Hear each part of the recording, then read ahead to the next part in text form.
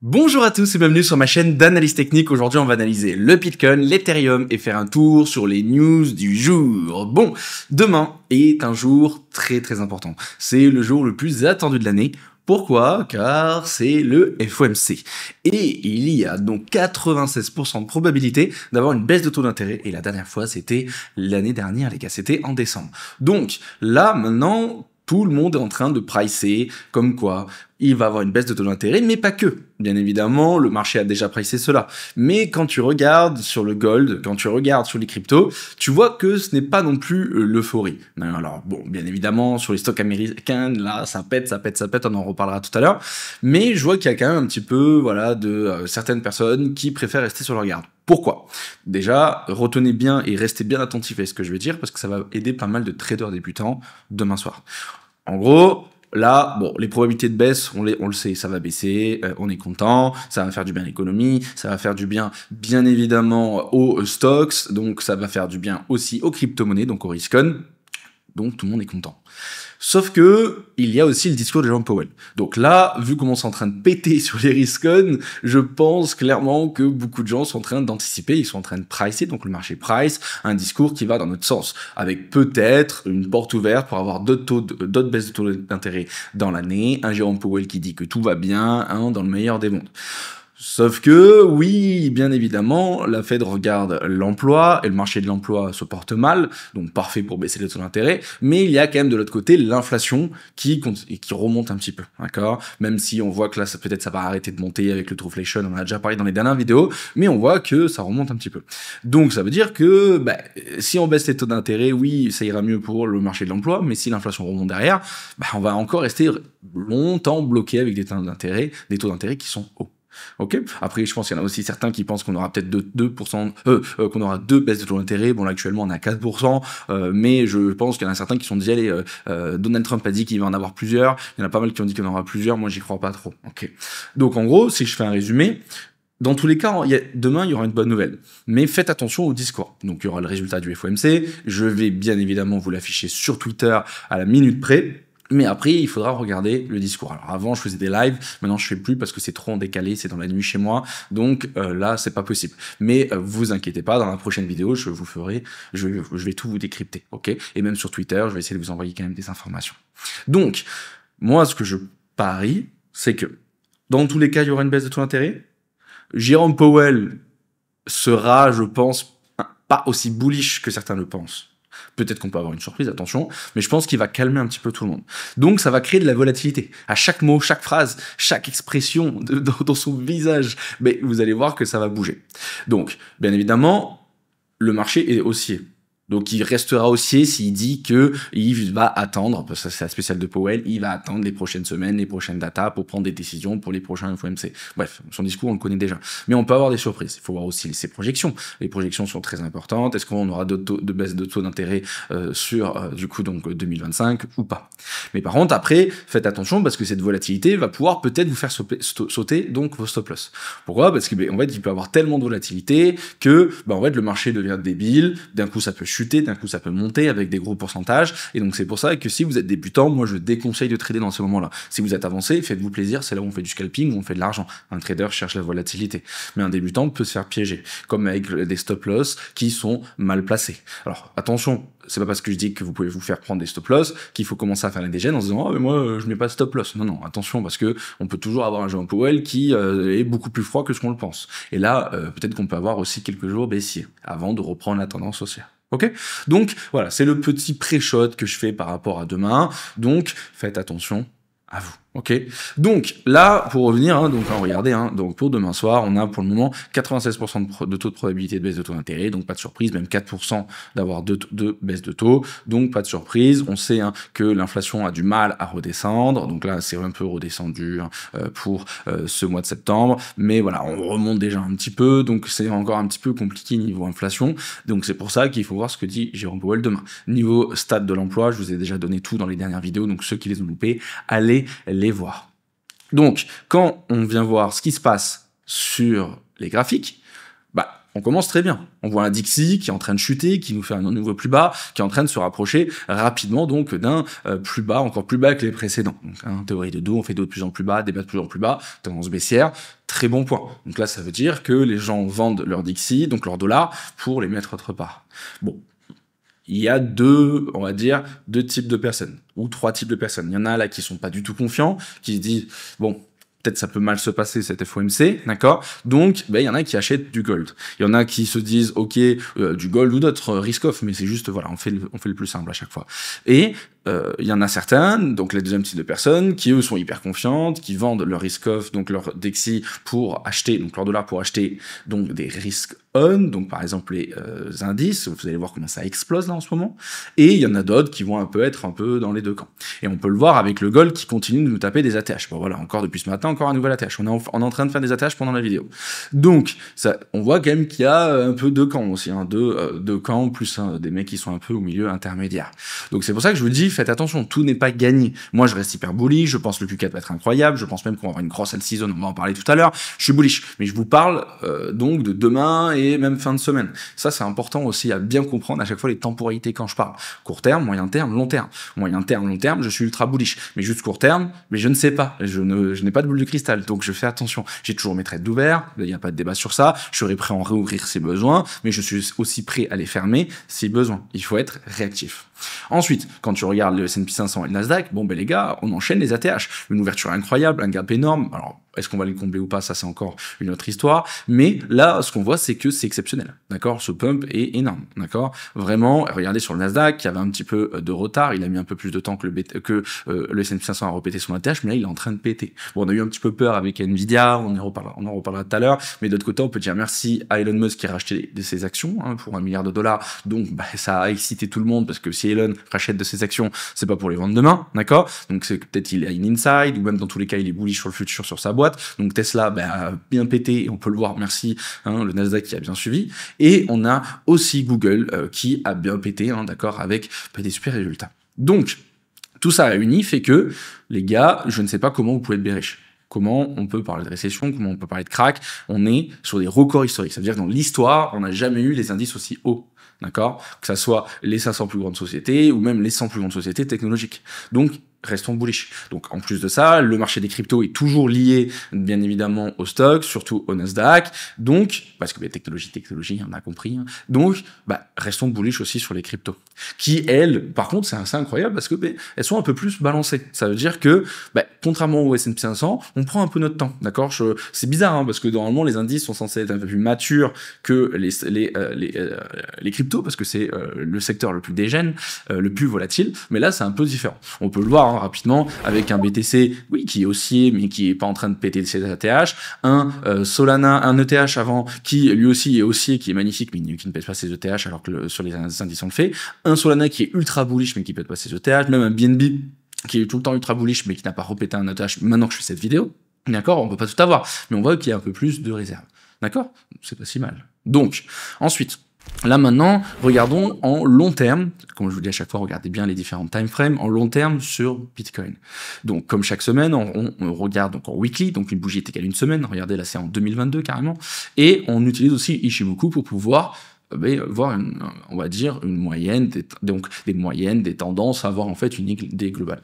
Quand tu regardes le price action, on est ultra bullish, donc je ne vois pas comment être pessimiste sur le Bitcoin. Ok, en long terme, je suis ultra bull et je continue à faire du DCA daily. Je continue à en acheter tous les jours, un maximum que je peux. Ok, donc là, maintenant, regardons juste donc sur Ichimoku, donc on voit que là, la Greenspan est au-dessus donc de toute résistance, elle est au-dessus du prix, elle est au-dessus de la Tenkan qui est Jun Kumo, donc hyper bullish. Le Kumo est dans le vert, il est hyper bullish. On a le prix que au-dessus de la Tenkan, c'est bullish, la Kijun, pardon, et maintenant on parle de la Tenkan. Donc vous vous rappelez quand je vous ai dit, voilà, l'objectif c'est quand on était passé en dessous de la Tenkan, j'en ai parlé dans les dernières vidéos, c'était de repasser au-dessus. On a réussi à passer au-dessus, mais on n'a pas réussi à clôturer. Donc c'est pas encore un signal de allez, vas-y vite, on va refaire un ATH demain, ok? Donc là maintenant qu'on réouvre cette semaine, on est pile dessus, ok, on est un peu en dessus. Donc là on est à 115 920 $ et la Tenkan est à 115 780. Donc c'est très bien, mais le top du top, ça serait de clôturer cette semaine, donc avec une bougie weekly au-dessus. Donc là ça veut dire qu'on repasse sur des signaux qui sont à 100% bull les gars, ok. Ensuite on continue. à plus court terme. Donc là, on est en moyen terme quand même. C'est du 4 heures, court terme, on va aller sur du 1 heure 15 minutes. Mais moyen terme, on voit quoi? On voit que c'est hyper bullish aussi. Vous vous rappelez, cette belle trendline baissière, dans la dernière vidéo, on en a parlé. Je vais pas tout vous expliquer quand je vous ai dit de rentrer, blablabla. Allez voir les dernières vidéos. Mais là, maintenant, qu'est-ce qui se passe depuis la dernière vidéo? Mais on voit clairement qu'on est bien sur une belle tendance haussière. On fait des bas de plus en plus haut, on fait des hauts de plus en plus haut. C'est juste parfait. Ok, donc on est dans l'exact opposé de ce qu'on a vécu ici, d'accord, donc en août. Et donc la base reste toujours ici, donc la base de la trendline baissière, donc ça veut dire les 124 475 $, donc arrondissons à 125 000 $, donc en gros l'ATH. Donc la target, elle est toujours hyper, en fait, il y a de fortes probabilités d'y aller. Juste, on ne sait pas quand, comme d'habitude, c'est toujours un facteur que on n'a pas, ok? Donc, là, maintenant, même quand on regarde à plus court terme, encore plus court terme, sans changer la time frame, on voit qu'il y a toujours, donc, deux niveaux importants. J'en ai parlé dans la dernière vidéo, ici ce matin sur Twitter, on en reparle maintenant. Donc, on a les 117 429 $ qui représentent ce plus haut ici. Donc, logique qu'il y a énormément de traders, qui ont tradé depuis ici jusqu'à ici, et qui ont mis, en fait, des stop loss, donc des traders short, ceux qui, des bears, ceux qui vendent à la baisse, qui parient à la baisse, et qui mettent des stop loss au-dessus de la poche de liquidité. Ça se fait énormément. Donc là, en fait, là, il y a deux choses à voir. Donc déjà, premièrement, on a une poche de liquidité de vente. D'accord? Je vais vous le montrer sur les order books juste après. Donc là, ça veut dire qu'il faut avoir plus d'achats que de ventes pour pouvoir la passer. Mais surtout après, dès qu'on va la passer, on risque d'avoir un short squeeze. Ça veut dire énormément, en fait, de personnes qui sont liquidées sur, donc, les futures de la partie des shorters. Donc ça veut dire qu'ils vont passer leurs ordres, donc, de vente à l'achat. Et ça risque d'accélérer. Et la prochaine target sera donc les 120 000 $, chiffre rond, mais on s'en fout du chiffre rond, c'est surtout, vous allez voir, sur les order books, c'est rempli aussi d'argent. Et après, il n'y a plus rien jusqu'à la TH, mais on en reparlera plus tard. On va rester déjà au moins entre les 115 000 et les 120 000 $, et on en reparlera après, donc peut-être cette semaine, j'espère, à la fin de semaine, ou semaine prochaine, par rapport à un ATH. Ok? Donc, pareil, donc, price action incroyable, momentum incroyable, et tout est juste en fait ultra parfait. Donc je peux vous montrer maintenant les order books comme ça, c'est fait. Et donc en regardant les order books, on voit quoi? On voit qu'il y a que dalle jusqu'aux 117 000 $. Donc ça correspond à ce que je vous ai dit, entre les 117 000 et 117 500, bon, surtout c'est les 117 000 le plus important, et surtout après au-dessus là il va avoir donc beaucoup de liquidité, donc du côté des futurs, donc ça peut accélérer. Ensuite il y a les 118, mais il y a que dalle dessus, d'accord, il y a vraiment que dalle, et en plus avec un short squeeze les gars, on va l'avaler comme si ça n'existait pas, comme ici, regardez, il y avait un peu d'argent, ça pourrait pareil, on a tout avalé comme si avec que dalle, ok, absorbé plutôt, ça va être un meilleur mot. Et donc là après qu'est-ce qu'il y a? Les 120 000 $. Donc vous avez vu, ça correspond à ce que je vous ai montré sur les charts. Ensuite, aussi un autre point important, c'est au niveau des ETF. Vous vous rappelez, on avait un enchaînement d'inflow, donc d'argent qui rentre dans les ETF. Ensuite, ça s'est calmé sur les tops, donc sur les ATH, il y a eu de la prise de profit, vous allez voir pareil sur Ethereum, et il y a eu des journées donc d'outflow, après d'inflow, d'outflow, c'était un peu brouillon, mais regardez, on est en train d'enchaîner depuis le 8 septembre, mais des journées donc d'inflow qui sont énormes, à part le 9 septembre où c'était pas non plus une folie, 23 millions de $, mais la majorité des jours, c'est une dinguerie. Regardez le 10, 741 millions, le 11, 552 millions, le 12 septembre, 642 millions de $, je sais pas si vous vous rendez compte les gars, c'est énorme, et du coup donc hier le 15 septembre 259 millions de $. Donc là de 1 c'est maintenant on est reparti sur une série, sur une séquence où tous les jours il y a de l'argent qui rentre, et en plus on parle de beaucoup d'argent. Donc ça veut dire deux choses. Premièrement, on a du coup sûrement trouvé un endroit où il y a plus personne qui veut prendre donc des profits. Quand je dis plus personne, je veux dire la majorité ne veut plus prendre des profits, et surtout aussi de l'autre côté qu'il y a énormément de personnes qui veulent racheter sur ces niveaux importants, sur les 115, donc c'est pour vendre plus haut. Et le deuxième point qui est important, c'est que ça ne ressemble pas du tout à un top. Un top donc de bull run, c'est quand tout le monde vend, mais il n'y a plus d'inflow les gars. Donc là on utilise les ETF, avant on les utilisait pas, il n'y en avait pas dans les derniers bull run, mais c'est exactement pareil quand on observait niveau on-chain les mouvements des whales. Ok, là on a eu donc des très grosses whales qui ont beaucoup vendu, j'en ai déjà parlé dans les dernières vidéos, mais les moyennes whales, elles, et les petites whales, et les petits, bref, tout le monde rachète. Donc en gros, on est quand même encore sur des signaux où ça peut péter beaucoup plus fort et beaucoup plus haut. Donc ça, c'est un super point, et c'est pour ça que j'espère que ça va pas péter trop vite, parce que mes objectifs sur BTC niveau accumulation ne sont pas encore atteints, et j'aimerais pas en acheter beaucoup trop cher. Et surtout que, comme je vous l'avais dit, c'est pour du très long terme. Donc là, pour moi, en fait, j'ai fait ma cyclicité sur Bitcoin, je l'ai fait sur Ethereum, Ethereum, je l'ai fait sur plein d'alts, mais la majorité, 80% des alts, pas encore, bien évidemment. Solana, j'aimerais bien vendre sur la TH, mais là, quand je dis que j'achète du BTC, c'est pas pour le vendre dans cette cyclicité. Ça se trouve qu'il n'y aura plus de cyclicité, on sera peut-être sur un super cycle, mais je veux dire, c'est pour du très long terme. J'ai déjà réussi tous mes objectifs, maintenant, je me concentre sur les alts pour revendre et pour pouvoir reprendre de l'argent, mais là, en fait, je veux réaccumuler un maximum de Bitcoin pour les prochaines années, même les 10 prochaines années. Et je vise minimum le $1 000 000, comme beaucoup le visent. Ok? Ensuite, hop, on continue avec Ethereum. Ethereum, c'est la même chose. Ethereum, on a eu donc la peur, et ça pareil, je vous avais fait un gros tweet, j'en ai parlé en vidéo, où j'expliquais que beaucoup de gens étaient en train de faire du FUD, donc en disant, ouais, mais regardez les gars, c'est la fin, on n'ira plus haut, c'est la fin du bull run, il n'y aura pas d'alt-season, il n'y aura pas eu, voilà, Ethereum ne va plus faire de nouveau plus haut, on enchaîne tous les jours des mouvements d'outflow, donc de l'argent qui sort, mais regardez, depuis le 9 septembre, bah c'est fini. Hein. De 1, c'est fini, mais de 2, regardez, on a des journées énormes. Hein. Le 12 septembre, 405 millions de dollars. On parle d'Ethereum, les gars, on parle pas de Bitcoin. Et hier, 359 millions de dollars. Donc pareil, je pense qu'on est arrivé sur un niveau où les gens n'ont plus envie de prendre de profit et on va aller sûrement beaucoup plus haut. Ok? Ensuite, on continue. Hop, on va aller sur les charts avant. Donc, on continue avec le gap CME, donc le gap CME c'est officiel, il a été comblé. Et comme je vous l'avais dit, des fois, en fait, ce qui est embêtant, c'est qu'on peut aller combler le gap et avoir une chute. Donc on a eu cette chute, donc on a eu un M, mais regardez, on a bien rapidement en fait ravalé ce M, c'est dégueulasse ce que j'ai fait. Donc un M, mais on l'a vite réintégré, d'accord? Donc c'est une bonne nouvelle, on n'est pas allé chercher en fait un nouveau plus bas, donc là en gros, c'est un signal ultra bullish pour aller plus haut, même chez les professionnels. Donc ça, c'est encore un point supplémentaire qui est très bon, et du coup, on prend. Après ce week-end, il y a eu un mini gap, mais il a été très rapidement comblé. Donc encore un gap CME de comblé, et aussi autre chose, vous vous rappelez, par rapport donc ici à cette trendline baissière, mais vous avez vu, on est venu pratiquement chercher en fait la base. On y est presque, on va sûrement y aller rapidement. Mais c'est pour ça que ça peut arriver aussi sur le prix, sur notre prix à nous. Donc je parle de cette trendline baissière pour aller chercher un ATH. Donc voilà, ça c'est fait, on peut le mettre de côté, on en reparlera plus tard.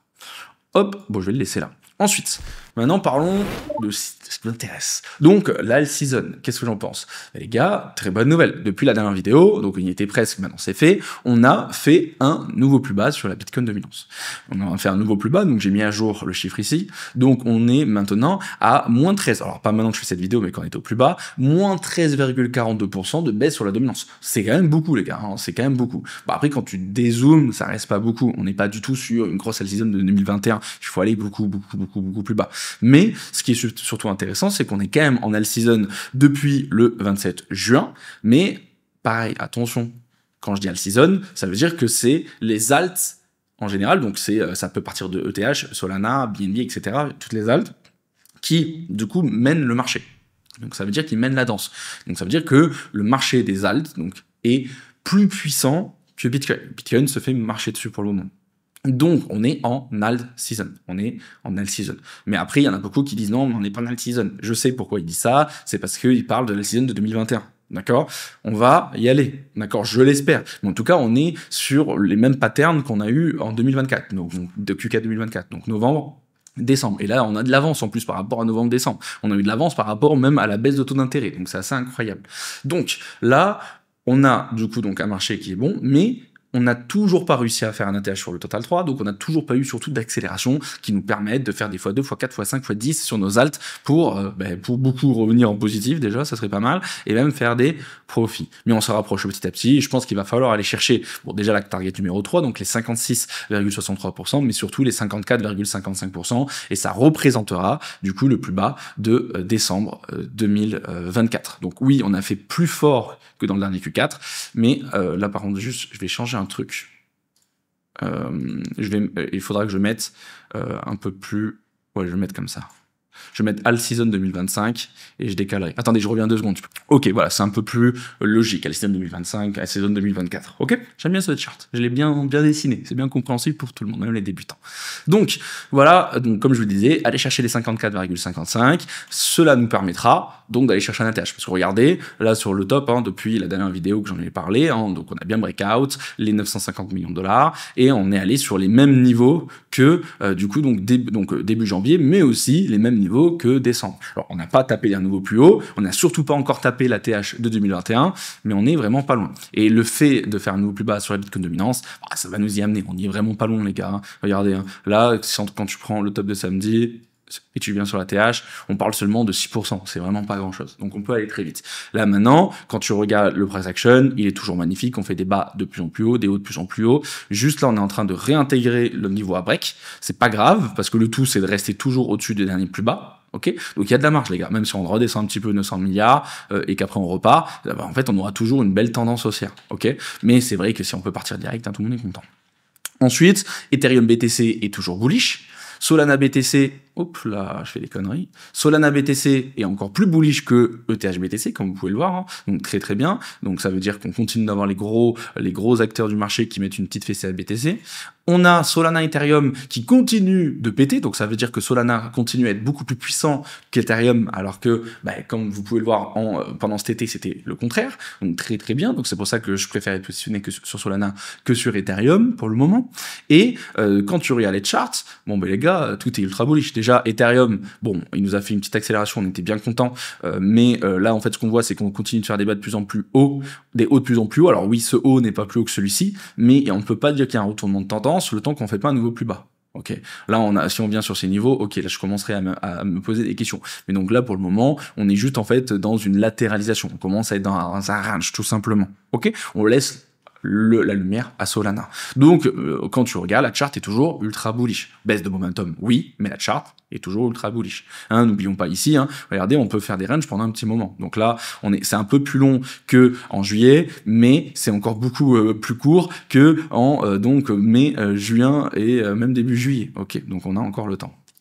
Ensuite, quand tu regardes Solana, lui, alors, il est en train de tout péter, d'accord. Je suis vraiment content d'être dedans, c'est mon plus gros bag en spot, et bien sûr, je suis toujours en trade dessus, il est toujours magnifique. Alors, en parlant de mes trades, donc je suis toujours en trade sur BTC, qui est en positif, toujours en trade sur Ethereum qui est en positif, toujours en trade sur Link qui lui est repassé en négatif pour le moment, et Solana, lui il a complètement explosé, donc je suis ultra en positif. Je pense que je vais sortir sur les 4950 ou un tout petit peu avant sur Ethereum, on va en parler juste après. Solana, je pense je vais laisser jusqu'à la TH, à ce moment-là, je pourrais couper aussi, du coup donc vendre mon bag spot, et là j'attends aussi un petit peu pour pouvoir relancer des trades. J'attends quoi? Le FOMC, pour voir tout simplement si tout se passe bien, les alts vont sûrement repéter et je vais sûrement reprendre une dizaine de trades. Donc tous ceux qui veulent faire les mêmes trades que moi, les trades qui sont déjà en cours et les trades prochains, à chaque fois je vous les mets sur Twitter, vous pouvez les faire sur ZoomX, c'est là où je les fais, donc ça vous pouvez le trouver sur internet, c'est une plateforme, vous pouvez la trouver là-bas, c'est là où je trade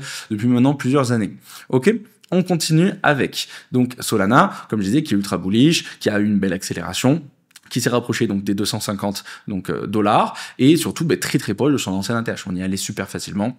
Et surtout, il y a encore pas mal de shorters, donc il y a beaucoup d'argent, il y a beaucoup de ventes quand même sur le spot, je vais vous montrer après, mais en fait il y a tellement de demandes qu'on est en train de tout bouffer hyper facilement, donc c'est pour ça que vous allez voir, même s'il y a encore beaucoup d'argent à aller chercher, j'ai pas peur, alors que sur Ethereum je préfère sortir et rentrer plus tard, et surtout en fait il y a tellement encore de shorters sur Solana, ça short à balle les gars, ça short, que je pense qu'on peut taper des gros short squeeze. Vous vous rappelez ici là, ça c'est un short squeeze énorme, et je pense qu'on peut faire la même chose, aller chercher un nouvel ATH, et donc mon but ça serait de sortir ici, peut-être que je sortirai avant, je sais pas, mais je pense que mon but c'est de sortir sur les 300 $. Hop, on peut dégager ça. Ensuite, regardons sur les order book. Donc sur Ethereum, donc c'est assez simple. Il y avait un peu d'argent sur les 4850, on est content, ça a été enlevé. On revient sur donc les 4950 et les 5000 $. Donc là, il y a vraiment que dalle sur le chemin. Et vous avez vu, vendredi dernier, regardez comment ça peut péter super vite. Parce que, en fait, il y a que dalle. S'il y a que de l'achat et qu'il n'y a pas de vente, donc l'offre et la demande, basique, ça fait que monter. Et donc là, pareil, on peut finir à 4950 $ en quelques minutes. Ça peut aller super vite, surtout qu'il y a encore beaucoup de shorters aussi sur Ethereum et partout, de toute façon, BTC, les alts en général. Donc ça peut péter très vite, surtout s'il y a un bon discours demain. Mais après, ça commence à être solide, donc comme je l'ai dit, sur les 4950 et les 5000 $, c'est autour de la TH, c'est logique, surtout les 5000. Donc moi, mon but, je pense, ça va être de sortir juste un tout petit peu avant. Si on arrive à les péter, je rentrerai sur un autre trade. Ensuite, sur Solana, voilà, c'est toujours rempli, Vraiment, c'est rempli de thunes. Mais regardez, quand tu regardes là, dans le passé, en fait, c'était quand même aussi tout le temps rempli.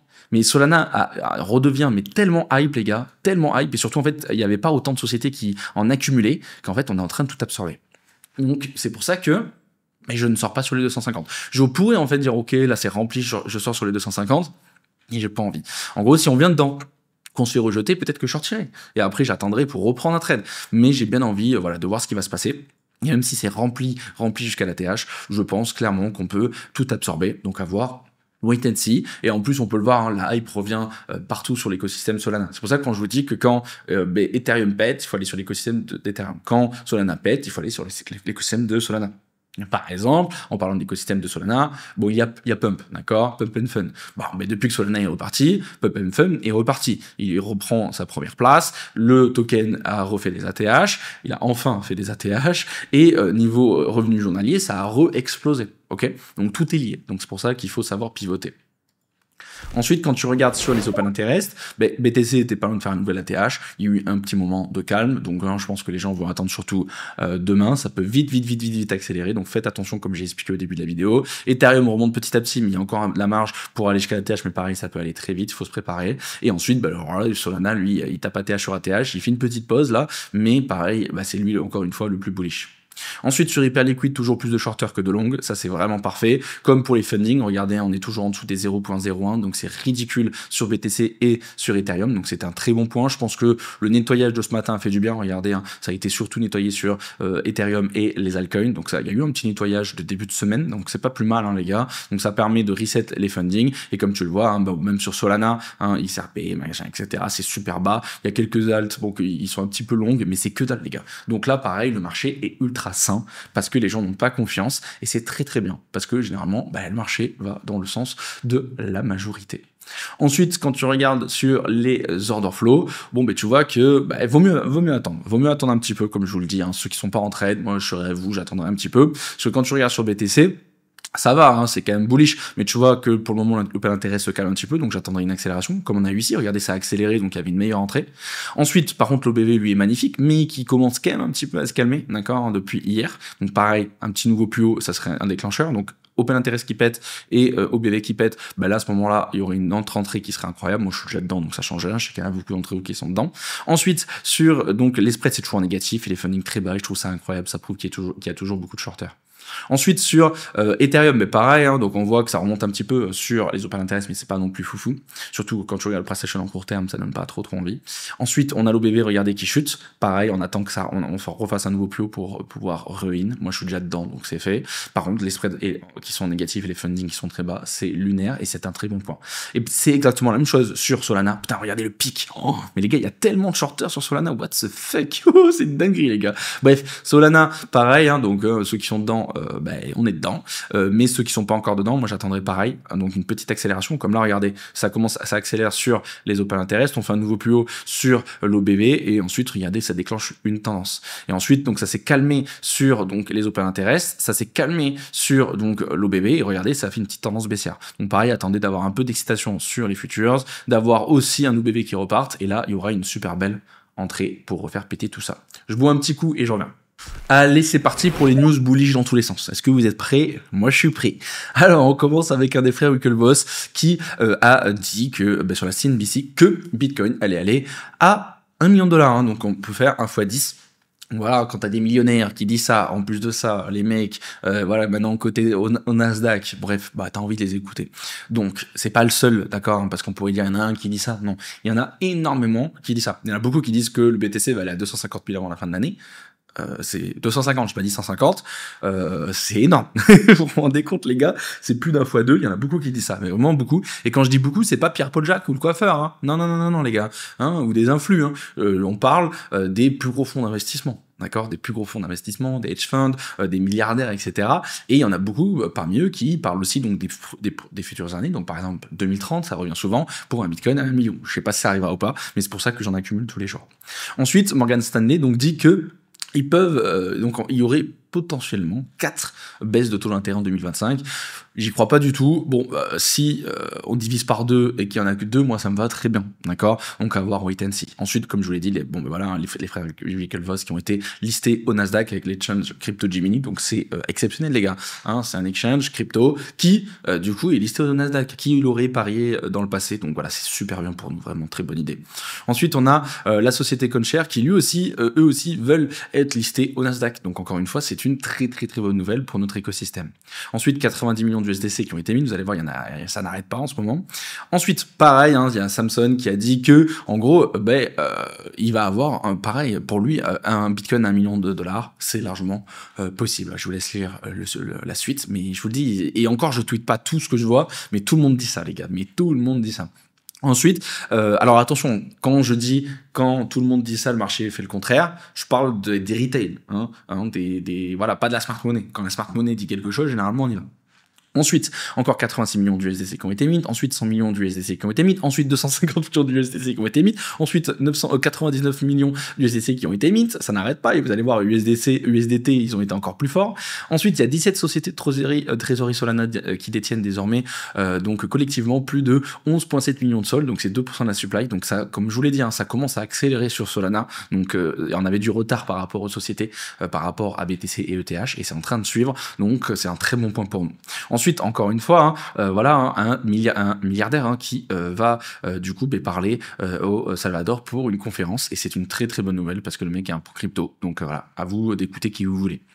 Ensuite, encore une fois, donc là, après vous pouvez écouter, c'est pendant 1 minute 42, ils font en fait une explication de pourquoi, en gros, ça va remplacer le gold, et pourquoi, ça va péter sur Bitcoin, et lui, là, donc, Shamat Palihapitiya, désolé, j'ai trop mal dit, il dit qu'en gros, pendant ce cycle, donc là, dans très peu de temps, on va avoir donc un Bitcoin qui va aller à 1 140 000 $, et je dis pas non, les gars.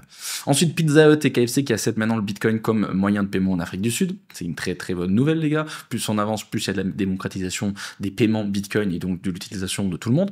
Ensuite, une société de santé Prenetics côté au Nasdaq, je le répète, qui détient 228 Bitcoin et achète un BTC par jour pour sa trésorerie. Les gars, c'est une dinguerie, donc voilà, encore une fois, une société qui achète du Bitcoin, c'est une dinguerie, mais une société au Nasdaq, c'est encore plus une dinguerie. Et les mecs, ils achètent un BTC par jour, comme fait le Salvador.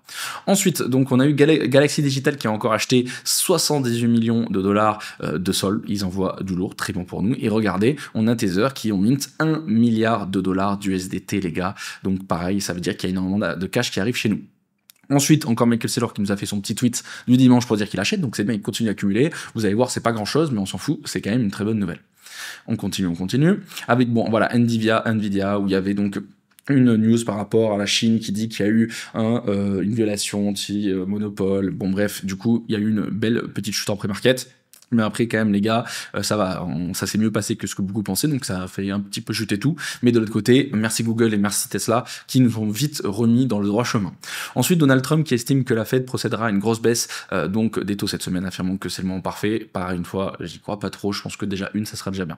Ensuite, Hyperscale Data qui annonce déployer une stratégie de trésorerie Bitcoin de 100 millions de dollars dans le cadre de sa transition vers un centre de données. Puis à un moment, il y a encore une fois une société qui fait la course au Bitcoin et on parle de 100 millions, les gars. Ensuite, donc comme je vous l'ai dit, Michael Saylor qui a investi 60 millions de dollars, donc ça continue à avancer. Ensuite, les gars, c'est une dinguerie, ça par contre, quand j'ai vu ça, j'étais, attends, ils se sont trompés. J'ai vérifié sur plusieurs posts et non, ils ne sont pas trompés. Forward Industries qui achète 6,82 millions de sols, mais on parle du token, et en fait, c'est un montant total de 1,58 milliards de dollars, les gars, à un prix moyen de 232, donc là, c'est où on est. Donc ça veut dire que les mecs, ils ont mis 1,5 milliard de dollars, c'est énorme maintenant, c'est pas pour les vendre demain, c'est pour les vendre beaucoup plus haut, donc ça c'est ultra bullish, et en plus comme d'habitude, ça se trouve que c'est pas le premier investissement, ils vont peut-être continuer, et si ça marche bien pour eux, ça va motiver pas mal d'autres à le faire. Comme je vous l'ai dit, tout à l'heure Elon Musk qui nous a mis très bien, voilà, il a fait pumper Tesla, en disant qu'il a acheté pour $1 milliard de son stocks. Ensuite Elius, Medical Technologies qui a levé plus de 500 millions de dollars auprès de Pantera Capital et Summer Capital pour lancer une société de trésorerie dédiée à Solana. 500 millions de dollars. Solana, les gars. Donc voilà, ça continue à avancer et des boîtes qui veulent acheter du Solana, c'est une dinguerie. Ensuite, donc ça, voilà, comme je vous l'ai dit, Google qui a pété et qui devient la 4e compagnie de l'histoire à toucher le 3 trillions de dollars de market cap. Donc voilà, très good news pour nous, quand tu as un plus 4,63%, bien sûr ça fait tout péter, comme on a vu sur le Nasdaq et aussi le S&P 500. Ensuite, on a eu des news par rapport donc aux négociations, ça fait longtemps qu'on en a pas parlé, les gars, on oublie vite ça, c'est incroyable quand même. Donc on a eu des news par rapport donc aux négociations sur la trade war, sur les taxes douanières, donc les tarifs entre les États-Unis et la Chine, et je pense, donc ce qu'ils disent, c'est qu'ils pensent qu'il va avoir en fait encore une pause, donc ça veut dire que ça fera quand même 270 jours de pause, donc vaut mieux ça qu'une mauvaise nouvelle, mais on a hâte que ça quand même se termine cette histoire. Ensuite, bon voilà, on parlait de Pantera Capital, les gars, un énorme fonds, les gars, qui prédit un Bitcoin à 750 000 $ dans les 4 à 5 ans. Donc voilà, encore un qui pense que ça va complètement exploser. Ensuite, 90 millions d'USDC qui ont été mint, 250 millions d'USDC qui ont été mint. Ensuite, les gars, très good news, si ça passe, ça c'est une dinguerie, on en a beaucoup parlé avec Cynthia Lummis, hein. Donc il y a Michael Saylor, donc de MicroStrategy, on a Fred Thiel, donc c'est de Marathon Digital, et plusieurs figures de la crypto qui sont réunies au Capitole à Washington. Il participe à une table ronde organisée par la sénatrice Cynthia Lummis avec un objectif clair de faire avancer la Bitcoin Act, donc un projet de loi visant à créer une réserve stratégique de Bitcoin pour les États-Unis. Donc vous vous rappelez, la fameuse réserve de Bitcoin, hein, ça avait fait beaucoup de bruit. Après, il y a eu une très grosse déception parce qu'en fait, ils ne voulaient pas acheter du Bitcoin, ils voulaient juste mettre des Bitcoins dedans quand, par exemple, ils faisaient des saisies de Bitcoin. Mais il y a quand même la Bitcoin Act, hein, qui est en discussion depuis longtemps. Donc là, bon, ben ça, j'espère que ça va avancer. Ou les mecs qui me disent, allez, on va acheter 1 million de Bitcoin. Donc ça serait incroyable que les États-Unis achètent du Bitcoin, parce que de 1, bah, ça va donc faire complètement pumper les prix, les gars, ça va faire des x2, x3, x4, ça va être une dinguerie, parce qu'à la fois ils en achètent, et à la fois, de l'autre côté, ça va faire un FOMO mondial, les gars. Donc même un x10, j'y crois. C'est pour ça que je vous dis, hein, un Bitcoin à 1 million, ça peut arriver plus vite que ce qu'on le pense. Et il y en a beaucoup aussi, j'avais vu une étude sur ça, qui disait qu'il y en a beaucoup qui pensaient que, en fait, on va continuer à monter tranquillement, faire des x2, x3 chaque cycle, mais il y en a qui disent que, en fait, ben non, quand il y aura en fait un FOMO encore plus intense au niveau institutionnel, où là, par exemple, un pays qui achète des bitcoins et qui peut faire FOMO tout le monde, là, à ce moment-là, en fait, on peut faire un x10, et là, ça peut vraiment choquer pas mal de monde. Hein. J'imagine les shorters, les gars, oh là là, tous ceux qui ont short, non, c'est pas possible, je vois la charte la monter, qui s'arrête jamais, oh, c'est sûr que ça va shorter à sale, ils vont se faire démonter. Bon voilà, peut-être ça arrivera jamais les gars, mais bon, hein, l'espoir fait vivre. Et après c'est bon niveau news. Bon voilà pour la vidéo du jour, j'espère qu'elle vous a plu, j'ai hâte d'être demain, j'espère que ça va bien se passer, on croise les doigts, cross fingers les gars. Je vous souhaite donc une très belle journée, comme d'habitude n'oubliez pas de vous abonner, mettre un pouce bleu et en commentaire, ça donne de la force, merci pour ça, et je vous dis à la prochaine, ciao.